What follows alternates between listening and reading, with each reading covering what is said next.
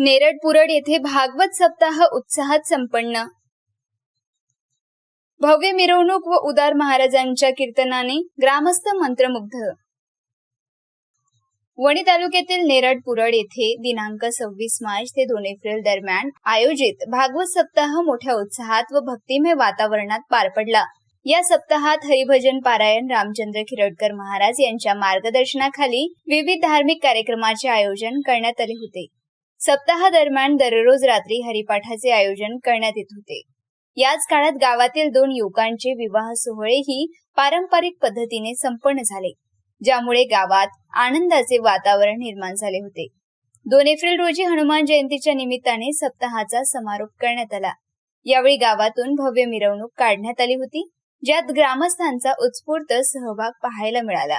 समारोप प्रसंगी तेलंगणा राज्यातील हरिभजन पारायण डॉक्टर सुरेश उदार महाराज यांचे कीर्तन आयोजित करण्यात आले होते। त्यांच्या प्रभावी कीर्तनाने संपूर्ण ग्रामस्थ मंत्रमुग्ध झाले आणि भक्तिमय वातावरणाची अनुभूती सर्वांनी घेतली। या कार्यक्रमाला बबन ठाऊरी, सदाशिव कुचणकर, दिलीप भोयर, केशव आमने, झिंगूजी पिंपळशेंडे आदी मान्यवर उपस्थित होते। सप्ताहाची सांगता महाप्रसाद वितरणाने करण्यात आली।